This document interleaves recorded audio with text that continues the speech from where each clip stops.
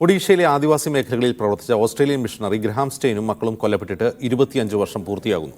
മതപരിവർത്തനം നടത്തുന്നതെന്ന് ആരോപിച്ച് ഹിന്ദുത്വ തീവ്രവാദികളാണ് ഗ്രഹാം സ്റ്റെയിനെയും 2 മക്കളെയും ചുട്ടുകൊന്നത്.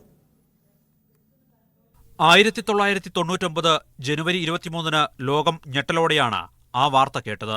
ക്രിസ്ത്യൻ മിഷണറി പ്രവർത്തകനെയും മക്കളെയും മതേതര ഇന്ത്യയിൽ ഹിന്ദുത്വ തീവ്രവാദികൾ ചുട്ടുകൊന്നിരിക്കുന്നു. ഗ്രഹാം സ്റ്റെയിനെയും മക്കളായ 10 വയസ്സുള്ള ഫിലിപ്പിനെയും 7 വയസ്സുള്ള തിമോത്തിയെയും ഒഡീഷയിലെ മനോഹർപൂരിലെ പള്ളിക്ക് മുന്നിൽ വെച്ചാണ് അഗ്നിക്കിരയാക്കിയത്. വാഹനത്തിൽ വിശ്രമിക്കവെയായിരുന്നു അക്രമം. ഈ സമയം സ്റ്റെയിൻസിന്റെ ഭാര്യ ഗ്ലാഡിസും മകൾ എസ്തറും മറ്റൊരിടത്തായിരുന്നതിനാൽ മാത്രമാണ് രക്ഷപ്പെട്ടത്. ആദിവാസികൾക്കിടയിൽ മരുന്നും മറ്റും വിതരണം ചെയ്തിരുന്ന ഗ്രഹാം സ്റ്റെയിൻ നിർബന്ധിത മതപരിവർത്തനം നടത്തുന്നുവെന്നാണ് അക്രമികൾ ആരോപിച്ചത്.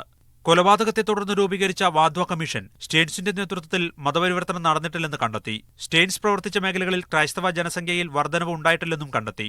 രാജ്യത്ത് ക്രൈസ്തവർക്ക് നേരെ നടക്കുന്ന അക്രമത്തിന്റെ ഭീകരത വ്യക്തമാക്കുന്നതുകൂടിയായിരുന്നു ഗ്രഹാം സ്റ്റെയിന്റെയും മക്കളുടെയും കൊലപാതകം. News desk media 1.